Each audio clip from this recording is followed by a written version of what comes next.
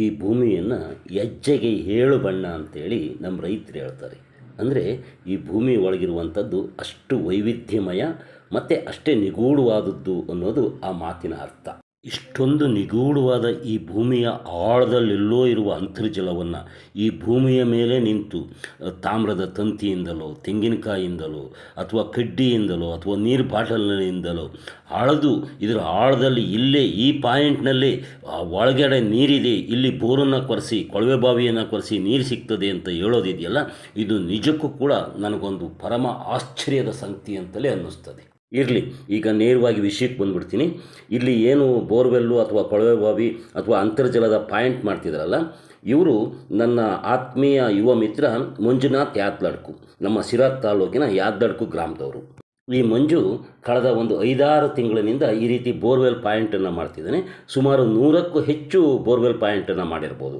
ಅದರಲ್ಲಿ ಬಹುತೇಕ ಬೋರ್ವೆಲ್ಗಳು ಪಾಸ್ ಆಗಿದ್ದಾವೆ, ಅಂದರೆ ನೀರು ಬರುವಂಥ ಪಾಯಿಂಟ್ಗಳನ್ನೇ ಮಾಡಿದ್ದೀನಿ ಅಂತೇಳಿ ನನಗೆ ಹೇಳಿದ್ದಾನೆ. ಸ್ವಲ್ಪ ಈ ಮಂಜು ಹಿನ್ನೆಲೆಯನ್ನು ಹೇಳಬೇಕು. ಈ ಮಂಜು ಮೂಲತಃ ರೈತಾಪಿ ಕುಟುಂಬ, ತುಂಬ ಒಳ್ಳೆಯ ರೇಷ್ಮೆ ಬೆಳೆಗಾರ, ಇದರ ಜೊತೆಗೆ ರಂಗಭೂಮಿಯ ವಿದ್ಯಾರ್ಥಿ ಕೂಡ, ಅಂದರೆ ರಂಗಭೂಮಿ ಕಲಾವಿದ. ನನ್ನ ಹಾಗೆ, ಅಂದರೆ ನಾನು ನೀನಾಸಂ ಹೆಗ್ಗೋಡ್ನಲ್ಲಿ ರಂಗಭೂಮಿಯನ್ನು ಕಲ್ತಿದ್ದೀನಿ. ಈ ಮಂಜು ಸಾಣೆಹಳ್ಳಿನಲ್ಲಿ ರಂಗಭೂಮಿಯನ್ನು ಕಲ್ತಿದ್ದಾನೆ. ತುಂಬ ಒಳ್ಳೊಳ್ಳೆಯ ಪಾತ್ರಗಳನ್ನು ಕೂಡ ಮಾಡಿದ್ದಾನೆ. ಮುಖ್ಯಮಂತ್ರಿ ದೇವರಾಜ ಅರಸ್ ಪಾತ್ರವನ್ನು ಕೂಡ ಮಾಡಿದ್ದ. ಹೀಗಾಗಿ ಈ ರಂಗಭೂಮಿಯೇ ನಮ್ಮಿಬ್ಬರ ಸಂಪರ್ಕಕ್ಕೆ, ಸಾಮೀಪ್ಯಕ್ಕೆ ಕಾರಣವಾಗಿದೆ ಅಂದರೂ ಕೂಡ ತಪ್ಪಾಗಲಾರ್ದು.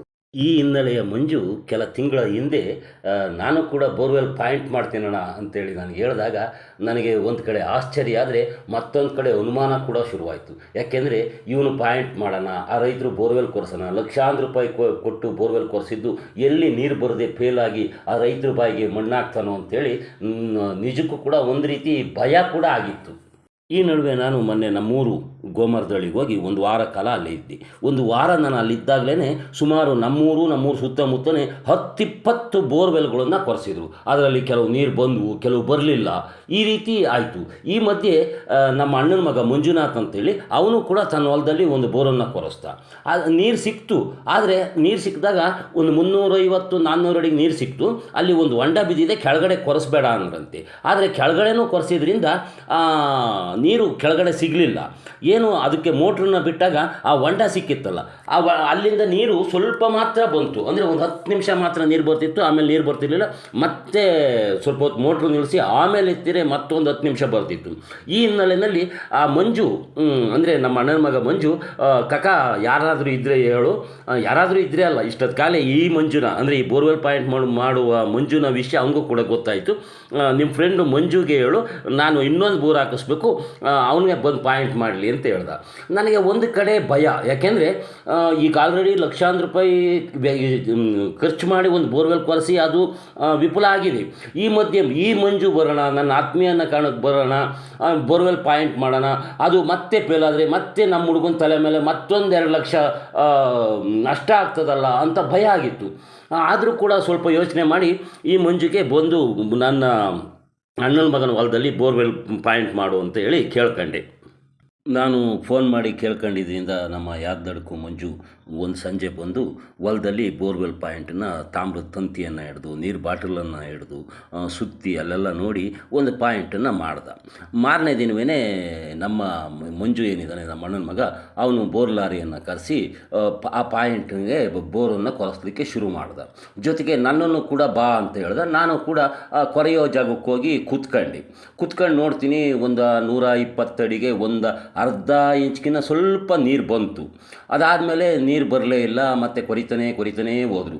ಮತ್ತು ಮಂಜು ಏನು ಹೇಳಿದ್ದ, ಒಂದು 150 ಅಡಿಗೆ ಒಂದು ಸಣ್ಣ ಗ್ಯಾಪ್ ಸಿಗ್ತದೆ, ಮತ್ತು ಒಂದು 300 ಅಡಿಗೆ ಒಂದು ಗ್ಯಾಪ್ ಸಿಗ್ತದೆ, 500 ಅಡಿಗೆ ಒಂದು ಗ್ಯಾಪ್ ಸಿಗ್ತದೆ, 700 ಅಡಿ ಮೇಲೆ ಒಳ್ಳೆ ನೀರು ಸಿಗ್ತದೆ ಅಂತೇಳಿ ಹೇಳಿದ್ದ. ಬೋರನ್ನು ಕೊರಲಿಕ್ಕೆ ಶುರು ಮಾಡಿದರು. ನಾನು ಕುತೂಹಲದಿಂದ ನೋಡ್ತಾನೇ ಇದ್ದೀನಿ. ಏನು 120 ಅಡಿನಲ್ಲಿ ಒಂದು ಅರ್ಧ ಇಂಚ್ಗಿನ್ನ ಕಡಿಮೆ ನೀರು ಸಿಕ್ಕಿದ್ದು, ಅದು ಬಿಟ್ಟರೆ 500 ಅಡಿ ದಾಟಿರೋ ಒಂದು ಹನಿ ನೀರು ಬರ್ತಾನೇ ಇಲ್ಲ. ನನಗೆ ಅಯ್ಯೋ ಅಂತೇಳಿ ನಿಜಕ್ಕೂ ಗಾಬರಿ ಆಗೋಯ್ತು, ಭಾಳ ಬೇಸರ ಆಗೋಯ್ತು. ಏನಪ್ಪ, ಈ ನಮ್ಮ ಹುಡುಗನ ಮೇಲೆ ಮತ್ತೊಂದು ಲಕ್ಷಾಂತರ ರೂಪಾಯಿ ಹೊರೆ ಬಿತ್ತಲ್ಲ ಅಂತ ಹೇಳಿ. ಹಾಂ, ಈ ಯಾದ್ಲಡ್ಕು ಮಂಜು ಅಲ್ಲಿ ಬೋರ್ ಪಾಯಿಂಟ್ ಮಾಡಿದ್ನಲ್ಲ, ಆಗ ನಾನು ಕೇಳಿದೆ, ಮಂಜು 100% ನೀರು ಬಂದೇ ಬರ್ತದಲ್ವಾ ಅಂತೇಳಿ. ಅದಕ್ಕೆ ಆ ಮಂಜು ಹೇಳ್ದ 100% ಅಂತದನ್ನ 200% ಇಲ್ಲಿ ನೀರು ಬಂದೇ ಬರ್ತದೆ ಅಂತೇಳಿ ಹೇಳ್ದ. ನನಗೆ ಅವನ ಆತ್ಮವಿಶ್ವಾಸವನ್ನು ಕಂಡು ಒಳಗೊಳಗೇನೆ ಖುಷಿ ಆಯಿತು, ಅಂತೂ ನೀರು ಬಂದೇ ಬರುತ್ತೆ ಅಂತ. ಆದರೆ ಈ ಬೋರ್ ಕೊರೆಯುವಾಗ ನೋಡ್ತಾ ಇದ್ದೀನಿ, ಅವ್ನು ಹೇಳಿದ ಪಾಯಿಂಟ್ ಗ್ಯಾಪ್ ಏನೋ ಸಿಕ್ಕಿದ್ದಾವೆ, ಒಂದು 150 ಅಡಿಗೆ, ಒಂದು 300 ಅಡಿಗೆ, 500 ಅಡಿಗೆ. ಅದಾದಮೇಲೆ 500 ಅಡಿ ದಾಟಿರೋನು ಗ್ಯಾಪ್ ಸಿಕ್ಕಿದ್ದು ಬಿಟ್ಟರೆ ನೀರು ಬರ್ತಾನೇ ಇಲ್ಲ. ಈ ಮಧ್ಯೆ ನಾನು ಅದೇ ಯಾದ್ದಡ್ಕು ಮಂಜು ಫೋನ್ ಮಾಡಿ, ಮಂಜು ನೀರು ಬರ್ತಾ ಇಲ್ಲ, ಕೊರಿತಾ ಇದ್ದಾರೆ, ಬರ್ತಾ ಇಲ್ಲ, ಕೊರಿತಿದ್ದಾರೆ ಅಂತ ಹೇಳ್ತಾ ಇದ್ದೀನಿ. ನಾನು ಹೀಗೆ ಯಾದ್ದಡ್ಕು ಮಂಜುಗೆ ಫೋನ್ ಮಾಡಿ ನೀರು ಬರ್ತಾ ಇಲ್ಲ ಅಂತ ಹೇಳ್ತಿರ್ಬೇಕಾದ್ರೆ ಆ ಮಂಜು ಹೋಗಿ ಹಿರಿಯೂರು ತಾಲೂಕಿನಲ್ಲಿ ಮತ್ತೊಂದು ಪಾಯಿಂಟ್ ಮಾಡ್ತಿದ್ದಾನೆ. ಆ ಪಾಯಿಂಟ್ ಮಾಡೋದ್ರಲ್ಲಿ ಬ್ಯುಸಿ ಇದ್ದಾನೆ. ನೀವು ಚಿಂತೆ ಮಾಡಬೇಡಿ ಅಣ್ಣ, ನೀವು ಕೊರೆಸಿ ಅಂತ ಹೇಳ್ತಿದ್ದೀನಿ. ನಾವು ಕೊರೆಸ್ಲಿಕ್ಕೆ ಶುರು ಮಾಡಿದ್ದೀವಿ, 600 ಆಯಿತು, 700 ಆಯಿತು, ಇಲ್ಲ ನೀರು ಬರ್ತಾನೆ ಇಲ್ಲ. ನಿಜಕ್ಕೂ ನನಗೆ ಗಾಬರಿನೇ ಆಗೋಯ್ತು.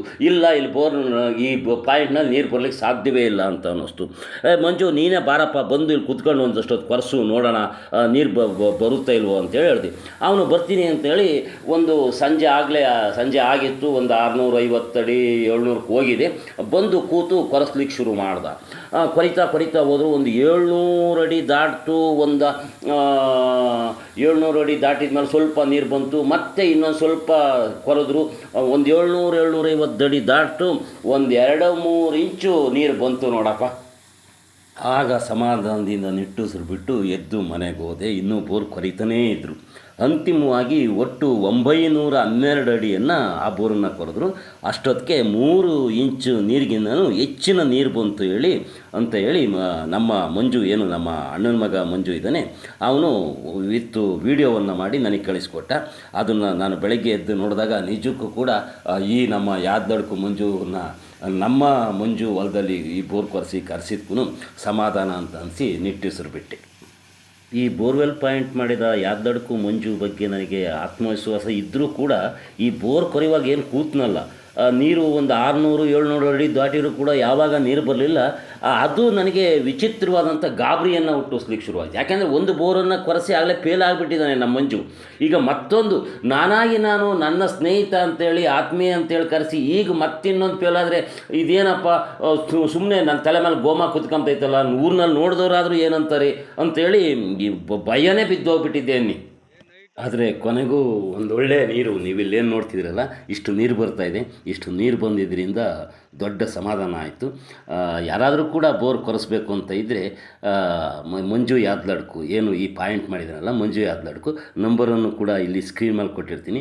ಕರೆ ಮಾಡಿ ನೀವು ಕೂಡ ಇದರ ಸದುಪಯೋಗವನ್ನು ಪಡ್ಕೊಳ್ಬೋದು ಅಂಥೇಳಿ ಹೇಳ್ತಾ, ಮತ್ತು ಈ ವಿಡಿಯೋ ನಿಮ್ಗೆ ಇಷ್ಟವಾಗಿದ್ದರೆ ದಯಮಾಡಿ ಈ ವಿಡಿಯೋಗೊಂದು ಲೈಕ್ ಮಾಡಿ. ಹಾಗೆ ನಿಮ್ಗೇನು ಅನ್ನಿಸ್ತು ಅಂತೇಳಿ ಒಂದು ಕಾಮೆಂಟಲ್ಲಿ ತಿಳಿಸಿ. ಮತ್ತು ಈ ವಿಡಿಯೋ ಹೆಚ್ಚು ಇಷ್ಟವಾಗಿದ್ದರೆ ಇದನ್ನು ಶೇರ್ ಮಾಡಿ ನಿಮ್ಮ ಸ್ನೇಹಿತರಿಗೆ ಕಳಿಸ್ಕೊಡಿ, ಅವರು ಕೂಡ ನೋಡಲಿ. ಇದೆಲ್ಲಕ್ಕಿಂತ ಮುಖ್ಯವಾಗಿ ನೀವು ನೋಡುತ್ತಿರುವ ಈ ನೇಟಿವ್ನೆಸ್ ಯೂಟ್ಯೂಬ್ ಚಾನಲ್ಗೆ ಇನ್ನೂ ಸಬ್ಸ್ಕ್ರೈಬ್ ಮಾಡ್ಕೊಂಡಿಲ್ಲ ಅಂದರೆ ಈಗಲೇ ಸಬ್ಸ್ಕ್ರೈಬ್ ಮಾಡ್ಕೊಳ್ಳಿ. ಈವರೆಗೆ ಈ ವಿಡಿಯೋ ನೋಡಿದ ನಿಮಗೆ ನಮಸ್ತೆ.